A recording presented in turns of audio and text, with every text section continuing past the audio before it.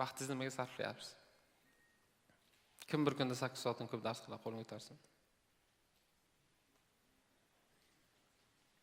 Kim bir kunda 8 soatdan ko'p internetda o'tiradi, telefonda o'ynaydi, qo'lini ko'tarsin. Uyalmasdan, ochiqcha bo'laveraylik. Ko'ryapsizmi? Kelajagingiz hozir qilayotgan ishlaringizga bog'liq. Hozir nima uchun siz Cambridge'da talaba bo'ldingiz? IELTS'dan hamma eng kam 6 dan baland olgan bo'lsa kerak bu yerda. Taxminan shu atrofda olganlar bo'lsa kerak. IELTS topshirmaganmisizlar? Xo'p, hatto ingliz tilini tushunadi hamma. To'g'rimi? Bitta fishkangiz bor, ingliz tilini tushunasiz. Matematikani tushunasizmi? Boshqalar o'qimagan paytingiz o'qidingizmi? Boshqalar kayfini surgan paytingiz o'qidingizmi?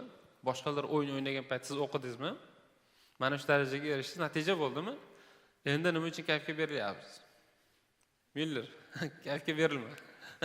Tushunyapsizmi? Hali maza qiladigan paytingiz keladi. Hali maza qilib dam oladigan paytingiz keladi. Hazrat Navoiy aytadilar-da, yoshlikda yig'gin ilmning mahzani qarilikda sarf qilgil ani dedi. Hozir faqat va faqat o'qiydigan paytingiz, bosib o'qiydigan paytingiz.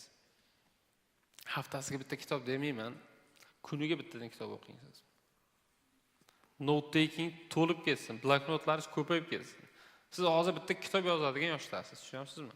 15 yoshgacha odam 500 ta kitob o'qib chiqish kerak. Jahon adabiyotida tan olingan mumtoz. Mumtoz nima degani? Mumtoz vaqt, zamon, makon ta'sir qilmaydi degan. Ya'ni shunday asarki, Amerikada o'qisa ham tushuniladigan, 100 yil oldin o'qisa ham tushuniladigan, 1000 yil oldin o'qisa ham tushuniladigan. Shunaqa mumtoz asarlardan siz eng kami 500 ta o'qigan bo'lishingiz kerak. Kim 15 yoshigacha 500 ta asar o'qigan qo'lga ko'tarsin. Bir gap aytaymi? 15 yoshingizgacha o'qimagan bo'lsangiz, hech bo'lmasa endi o'qing. Endi o'qing. Miya megabayt ko'tarmaydi demang. Insonni miyasi, insonning o'zi Alloh taolaning eng buyuk mo'jizalaridan bittasi. Sizni miyangiz dunyodagi eng zo'r kompyuterdan ham kuchliroq.